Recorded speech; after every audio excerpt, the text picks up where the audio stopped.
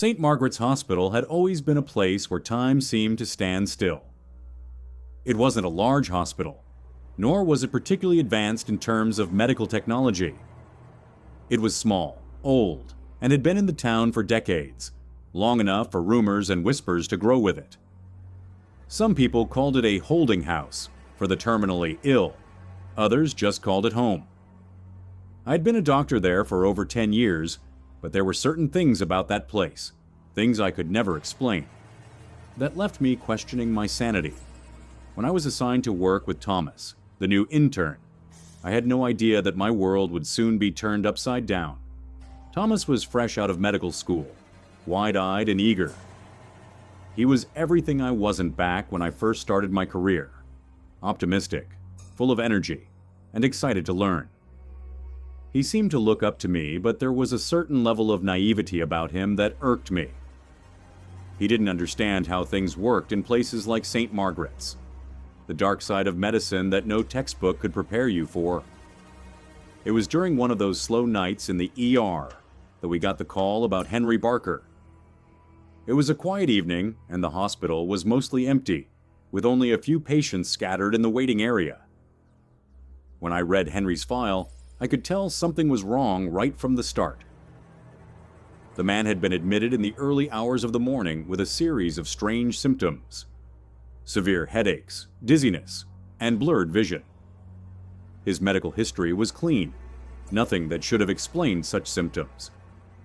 I instructed Thomas to take Henry's vitals and perform a basic examination while I went to check the charts. "What do you think it could be, Doctor? Harris?" Thomas asked, peering over the edge of the examination table where Henry lay. I rubbed my temples, trying to think logically. Could be a neurological issue. Maybe a migraine, but the symptoms are a little extreme. Let's get him a CT scan and some blood work. When the results came back, they made no sense. Henry's CT scan was completely clear.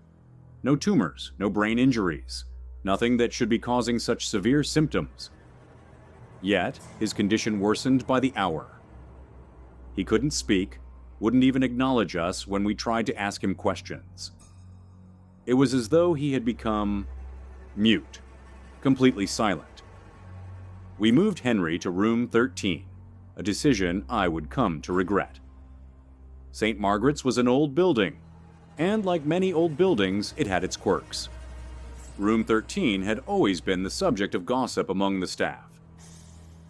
People claimed it was cursed, that patients who were placed in that room always either grew mysteriously worse or, worse still, disappeared. I had never been superstitious, but when I walked into room 13 that night, I felt a chill creep up my spine. The room was dimly lit, the air thick with dust and the faint scent of something rotten. The walls had started peeling in places, revealing the cracks underneath. The overhead light flickered intermittently, casting strange, uneven shadows across the floor. Henry, who had been wide awake when we moved him, had sunk into a deep, unresponsive state. His breathing was shallow, his body limp. He wasn't even twitching or fidgeting, which was unusual for someone in such distress. It was as though he had become an empty vessel, his soul trapped somewhere beyond his body. I told Thomas to monitor his vitals closely, but as the hours passed, I could feel an unnatural stillness settling in the room. That's when the whispers began. They were faint at first, barely audible, but unmistakable. I chalked it up to the old pipes, or perhaps the wind through the cracks in the window. But Thomas, ever the skeptic, didn't seem so sure. "Did you hear that?" he asked, looking around the room nervously. I tried to dismiss it. "It's just the house settling." But as the night wore on, the whispers grew louder. They weren't coming from the pipes or the wind. They were coming from within the walls. They were soft, distorted voices, muttering incomprehensible words. I knew something wasn't right, but what could it be? That night, I fell asleep at my desk, exhausted after a long day. But when I closed my eyes, I was thrust into a dream that felt far too real to be just a figment of my imagination.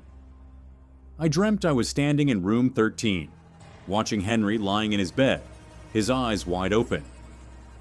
There was no light in the room, only darkness, except for a faint glow emanating from his body. I tried to move closer, but my feet were stuck in place, as if something was holding me back. And then he spoke. It wasn't Henry's voice, though. It was a rasping, gurgling sound that seemed to come from somewhere deep within his chest. "Help," it whispered. I woke up with a start, my heart pounding in my chest. It took me a moment to realize that I was still in the hospital, not in some nightmare world. But when I looked at the clock, I saw that it was 2:47 a.m. I had slept through the night shift. The whispering, that voice. It hadn't been a dream at all. I immediately got up and rushed to room 13. As I approached, I felt a cold draft blowing through the hallway, though the windows were closed. The air grew heavier the closer I got to the door. I opened the door to room 13, only to find it empty. Henry was gone. But I knew he hadn't left the room. I could still hear the whispering, clearer now, and it was coming from the corner of the room. It was as if the shadows themselves were speaking, urging me to leave, to get away. When I found Henry again, he was lying in the bed, still silent, but somehow more aware. His eyes were open, but they no longer held the vacant look they once had. Now they were filled with something else, something darker, more knowing. "Dr. Harris," he whispered, his voice barely audible. "They are coming for me." I leaned in closer, trying to make sense of his words. "Who's coming for you, Henry?" He didn't answer immediately. Instead, his gaze shifted to the ceiling, as though something was up there, watching him. His breathing became erratic, shallow. "They're coming for me tonight," he repeated, his voice trembling. I felt a pang of fear, real fear for the first time in my career. I tried to reassure him, telling him it was just a bad dream, that his mind was playing tricks on him. But Henry wasn't convinced. His hand shot out to grab mine, his grip painfully tight. "You have to stop them," he gasped. But before I could respond, a low, guttural growl sounded from the back of the room. I spun around but saw nothing. The door creaked shut behind me and the room grew colder. The hairs on the back of my neck stood up. Thomas had become increasingly paranoid over the past few days. He started speaking of things no one else had seen. Shadows moving in the corner of his eye, strange cold spots in the hallways, and worst of all, the whispers. "I keep hearing them, Robert," Thomas said, his voice shaking with unease. "I keep hearing voices in the walls." I told him to relax, that it was just his imagination running wild. But deep down, I knew something was very wrong. St. Margaret's had always had a strange energy to it, but now that energy felt darker, more malevolent. One night, we were both assigned to check on Henry. I had come to expect the worst, but nothing could have prepared me for what I found in room 13. As I walked into the room, I felt the temperature drop. The room was ice cold, and the walls were now covered in what appeared to be blood, thick, dark streaks that dripped down from the ceiling. But that wasn't the worst part. The worst part was Henry's eyes. They were no longer human. The next thing I remember was waking up in a hospital bed. But it wasn't my bed. It was a different room. The sterile smell of antiseptic filled my nose. I sat up slowly, my head throbbing. What had happened? Where was Thomas? Where was Henry? The nurses told me I had collapsed after a long shift, but I knew better. I knew the truth. Henry was gone. Thomas was gone. Room 13 had claimed them both, and now I hear their voices, faint and distant, from behind the walls. I still work at St. Margaret's, though it feels more like a prison now. The whispers never stop. Sometimes I find myself standing in front of room 13, knowing that whatever was in there, whatever took Henry, is still waiting. My name is Emily Harris, and I've been a nurse at Maplewood Hospital for over 7 years. The hospital is old, built in the 1920s, and it has always had a strange energy about it. The kind of energy that creeps into your bones when you're alone in the halls at night or when the wind whistles through the cracked windows. It's not that it's a dangerous place, but there's something off about it. Some nights, the air feels too thick, and shadows seem to move just out of your sight. That particular evening, I was working the 11 p.m. to 7 a.m. shift, the shift that most nurses dreaded. It's a quieter time, yes, but it also means you're left with all the people who need constant care, patients who are beyond help, the ones who linger in the hospital longer than they should. My colleague Linda was an experienced nurse and had been working the night shift for years. She always warned me about the 4th floor. "There's something about it," she would say, but I never took her seriously. I was too young and too eager to prove myself. The 4th floor of Maplewood is reserved for long-term patients, those with chronic conditions, or those who have been in comas for years. It's a floor that many others avoid, and for good reason. It's isolated from the rest of the hospital, a forgotten corner where time seems to stand still. The 4th floor, in particular, was quiet and cold, even in the summer. I never thought much of it, though. I had my routine: check on the patients, distribute medications, and make sure everything was in order. But something was different that night. Linda and I went through our rounds, checking on patients, administering medications, and making sure everything was in order. It was around 2 a.m. when we reached the end of the hallway, the last room, room 421, where things took a strange turn. The door was slightly ajar, just enough to catch my attention. I had never seen it open before. This room had always been locked, and we had been told never to enter. But tonight something compelled me to take a step closer. I had heard the rumors about room 421. They were whispered in hushed tones by the night shift nurses. Some said the room was cursed. Others claimed it had been abandoned after a patient died there under mysterious circumstances. But I didn't believe in those stories. At least, I didn't believe they had any real merit. Yet, as I stood in front of the door that night, a strange feeling washed over me. My curiosity got the better of me, and before I could second-guess myself, I gently pushed the door open. Inside, the room was eerily quiet. The bed was neatly made, as if no one had ever used it, but the room felt wrong. The air was stale, thick with dust. It felt like time had forgotten this space, like it had been left in a vacuum, untouched by the passage of years. The blinds were drawn, casting dark shadows across the room. It was unsettling, but I couldn't bring myself to turn away. On the nightstand beside the bed was a photograph. It was yellowed with age, the corners frayed. I picked it up cautiously, my heart racing. The image showed a young woman lying in a hospital bed, just like the one in the room. She looked peaceful, serene even, but her eyes were hollow, empty. "Emily, what are you doing?" Linda's voice startled me, and I jumped. She was standing in the doorway, looking at me with a mixture of concern and frustration. I stammered. "I heard something. I thought I saw something." Linda didn't say anything for a moment. Then she sighed, looking at the room and then back at me. "You shouldn't be messing around in there.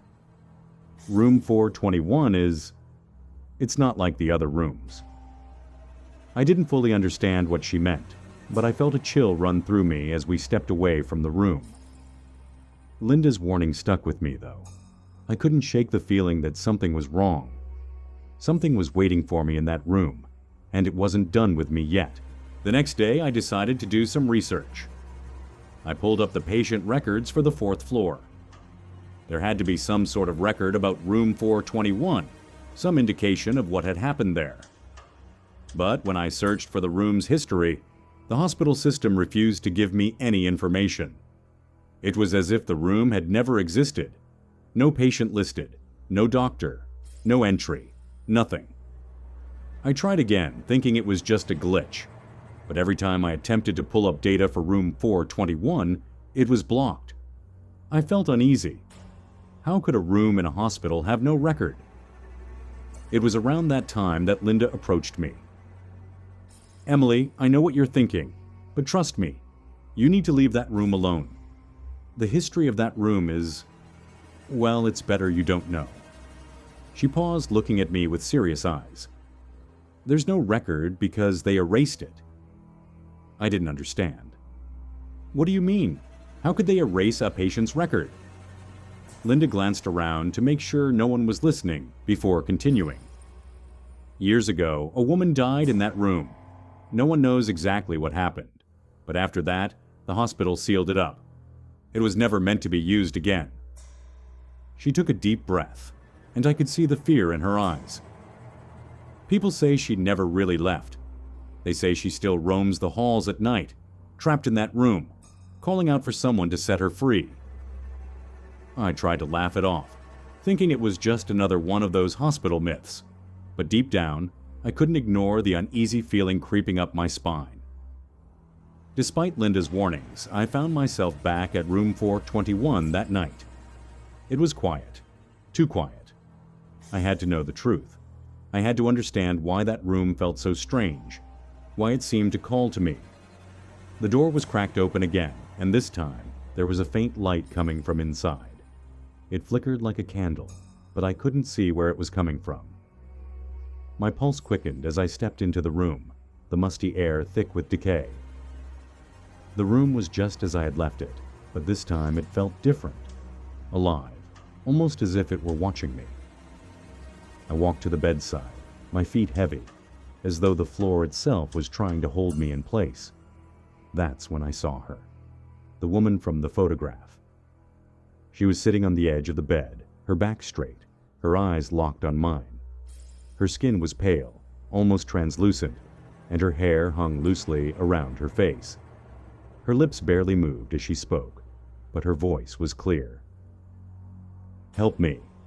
I wanted to scream, but no sound came from my mouth. I felt rooted to the spot, unable to move. She raised a bony hand and pointed toward the corner of the room. Something moved in the shadows, something tall and thin, shrouded in darkness. It stepped closer, its footsteps echoing in the silence. The air grew colder, the room darker, and I could feel the hairs on the back of my neck stand up. I wanted to run, but I couldn't move. The shadow reached out toward me, and I felt its cold, clammy fingers brush against my cheek. Then everything went black. When I opened my eyes again, I was lying on the cold, hard floor outside room 421. My head throbbed, and my vision was blurry. I sat up quickly, panic rising in my chest. The door to room 421 was shut, and the strange light had disappeared. Linda found me moments later. Her face was pale, her eyes wide with fear. "Emily, what happened? You were gone for so long." I could barely form the words to explain what I had just seen. The woman, the figure in the corner. Was it all just a hallucination? I didn't know. All I knew was that I had uncovered something that was never meant to be known. That night, Linda took me to the nurse's station, where she told me everything she knew about room 421. It wasn't just haunted, it was cursed. The woman who had died there had not died from any natural cause. The hospital had tried to cover up her death, but the energy in that room had remained. The woman had been waiting for someone to release her, someone who was foolish enough to enter her domain.